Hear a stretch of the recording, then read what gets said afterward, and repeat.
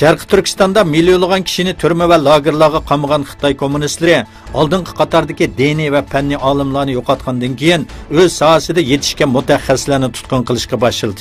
Erkin Osiyo radiosining xabariga asoslanganda, Amerikada yashayotgan Uyg'ur faoliyatchi professor Qutlug' Almas Shinjong universitetidagi sobiq kasbdoshlaridan Abdukerim Rahman, Arslan Abdulla, Zulfiqar Barat O'zbosh, Pedagogik universiteti sobiq mudiri Azat Sultan, Toshpo'lat Tiyib, G'ayratjon Osman va Madaniyat tadqiqot instituti boshlig'i doktor Ramila Davud qatorliqlarning 200 tekshirish harakatida bo'lginchilik va kompartiyaga sadoqatsizlik jinoyati bilan ayblanib tutqun qilinganligi bildirildi.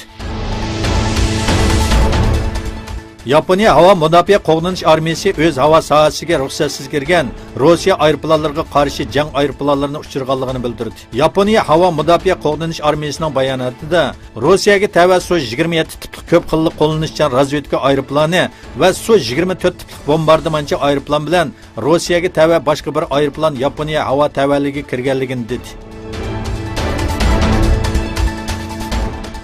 Dunyoda qattiq namoratlik ichida yashayotganlarning soni tunji qitim 10% ga tushganligi bildirildi. Dunyo bankisining dunyoviy namoratlikni tugutish nomli dokladida aytilishicha, dunyoda eng to'g'ri namoratlik saviyasida yashayotganlarning nisbati 11% dan 10% ga tushib, rekord yaratgan.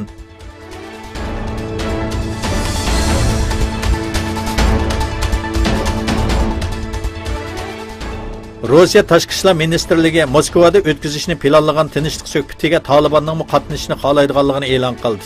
Afg'oniston muavin tashqi ishlar ministrining suhbat vaqtini bekitish uchun Moskvaga ziyoratga berishi mo'ljallanmoqda.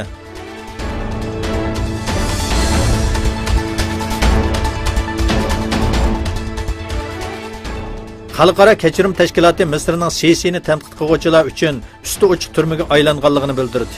Xitoy bilan million dollarlik kelishim tuzib, Misrda yashayotgan Uyg'urlarni Xitoyga qaytarishga uringan Misrda tinch bir shaklda ifoda bildirishmi Sisi hokimiyati tomonidan jinoyat deb qaralmoqda.